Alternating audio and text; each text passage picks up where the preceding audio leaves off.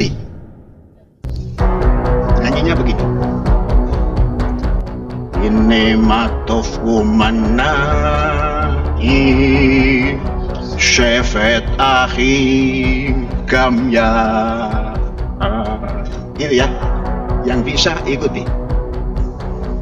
Avenu shalom alehem. Madhabku adalah Bung Karno. Shalom alaihim. Itu setahu saya, itu dinyanyikan dalam rangka ibadah mereka Yahudi. Yang kedua, lagu itu dinyanyikan ketika misalnya sudah mau makan malam dalam perayaan besar. Yang ketiga, lagu itu dinyanyikan untuk kegiatan yang dimulai, yaitu Freemason.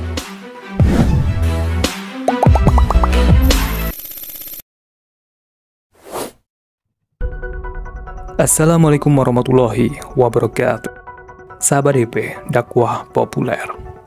Dikutip dari agregator.co.id, kritik pedas pimpinan Ponpes Al Zaitun yang ajarkan salam baru ke santri.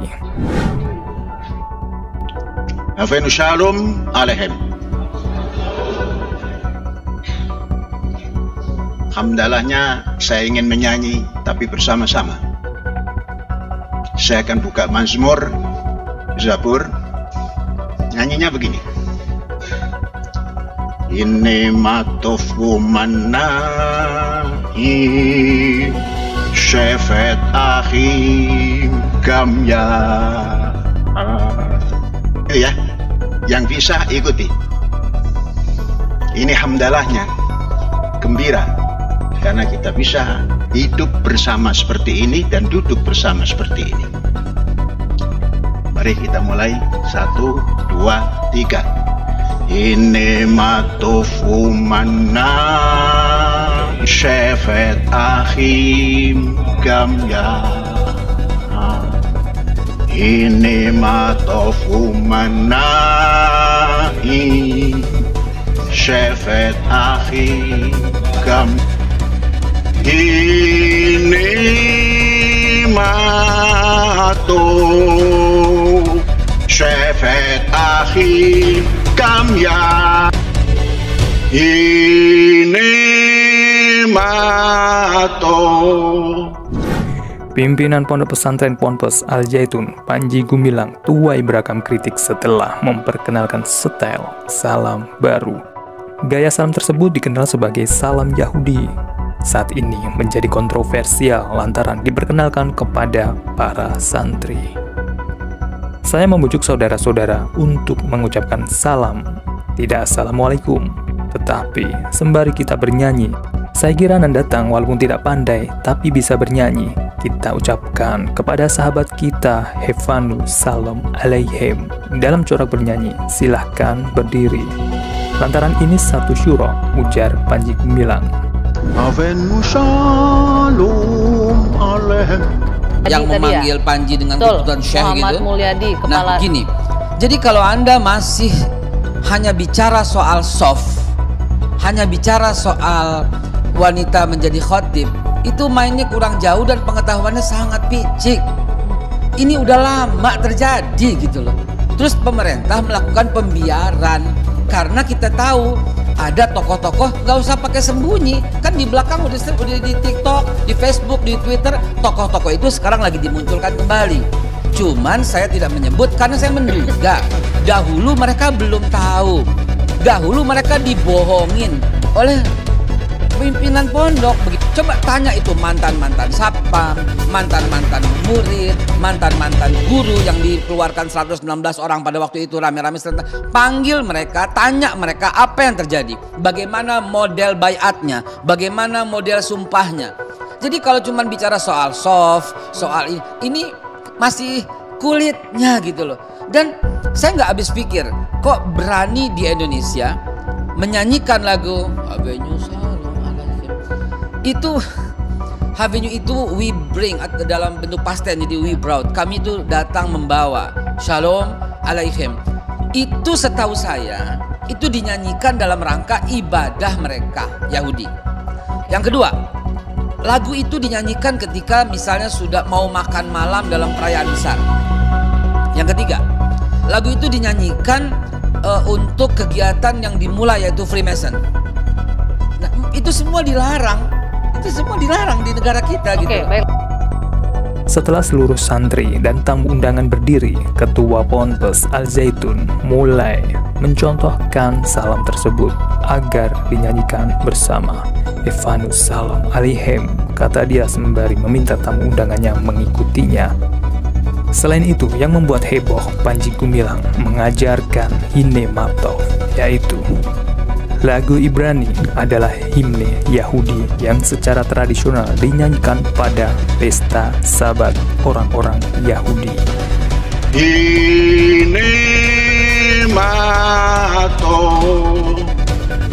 Lirik himne Matov berasal dari ayat pertama Mazmur 133 yang diterjemahkan oleh JPS Tanak sebagai betapa baiknya dan betapa menyenangkan saudara-saudara tinggal bersama. Himne Matov terus menjadi himne populer untuk beberapa tarian rakyat Israel dan merupakan lagu umum yang dinyanyikan oleh anak sekolah dan kelompok pramuka Yahudi dan Israel. Dan di sini Panji Gumilang mengajarkan kepada santri-santrinya himne Matov. Lahirnya Nabi Ibrahim di Babilonia, yang kemudian Abraham kalau kata orang Kristen, ya Avram kalau kata orang Ibrani, Ibrahim kalau kata orang kita, adalah orang yang sama. Kemudian dia pindah dari Irak, tanah orang Arab, kemudian pindah kemana? Ke Hebron. Lalu kemudian dia bertemu dengan Sarah dan kemudian bertemu dengan Hajar. Dari Hajar kemudian akhirlah Ismail. Dari Sarah kemudian lahirlah Ishak. Apa agama Nabi Ishak? Apa agama Nabi Ismail? Apa agama Nabi Ibrahim? Apa yang ditinggalkan? Kelihatan yang ditinggalkan oleh Ibrahim adalah Masjidil Aqsa untuk Nabi Ishak dan Masjidil Haram untuk Nabi Ismail. Sampai di sini sudah jelas. Kemana Kristen? Belum ada Mbak, 325 Masehi ntar Pak, dengan Konstantinus nanti di Konsili Nisea. Yahudi udah ada? Belum ada Mbak, 930 when King Solomon died, divided kingdom of Israel. Baru pecah dua kerajaan Israel ketika Nabi Sulaiman wafat. Kalau mau cerita jangan tanggung-tanggung, sejak awal manusia aja saya bisa ceritain sekarang. Ya jangan tanggung-tanggung. Berarti kita nggak situ Babe kalau sangat komprehensif ya. Kemudian setelah Nabi Allah Ishak memiliki anaknya dikasih nama Israel alias Yakub. Israel, Isra, berjalanan, Il, Tuhan. Ishakil namanya Ishakil, Ishak menggembirakan, Il, Tuhan menggembirakan aku. Ismail namanya Tuhan mendengarkan aku, Isma mendengar, Il, Tuhan. Oke, itu bahasa Ibrani semua, tapi tolong perhatikan. Apa agama Nabi Yakub? Yakub punya 12 anak, Rubain, Simon, Levi, Yahuda, Isakar, Zebulun, Gad, Akhir, dan Naftali, Yusuf, dan Benyamin. Anak keempat ini yang menjadi masalah nanti di kemudian hari. Mereka masih beragama Islam, belum ada agama Yahudi. Dan mereka semua Bani Israel. Bani Israel adalah Muslim. Kemudian Nabi Yusuf kemudian pindah ke Mesir dan kemudian dilanjutkan oleh Nabi Musa. Mungkin disebut oleh Moses, dilanjutkan Nabi Joshua atau Nabi Yusha bin Nun. Kemudian Yusha bin Nun berhasil masuk kembali. Itu Israel masih benar. Israel masih bangsa yang terpuji. Wa ini fadlatukum alal alamin. Israel itu ditinggikan oleh Tuhan, oleh Allah. Itu masih benar. Tapi ketika when King Solomon died, dari Yusha bin Nun kemudian Nabi Yakub. Kekeliruannya berada di mana? Kekeliruan, ini bukan kekeliruan. Penyelewengan dia dari mana?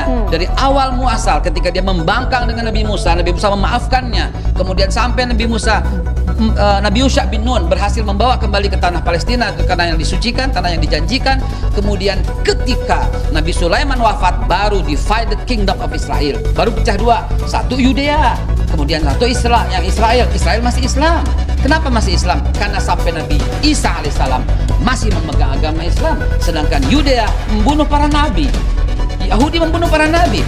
Nabi Sam'un, Nabi Samuel, Nabi Zakaria, Nabi Yahya, semua dibunuh. Bahkan Yahudilah yang menuduh Bunda Suci Maria berzina dan kemudian memiliki anak haram. Dari Yesus. situ Bea posisinya Bea. Lihatlah bangsa ini dari awal mula emang tukang membangkang. Lah kok ada orang yang membela Israel padahal PBB sudah mengutuknya.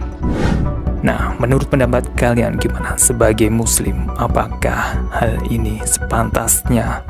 Apa yang dilakukan Panji Gumilang ini adalah suatu toleransi atau toleransi kebablasan? Terus tonton video-video di channel Dakwah Populer dan jangan lupa untuk subscribe, nantikan berita selanjutnya. Wassalamualaikum warahmatullahi wabarakatuh.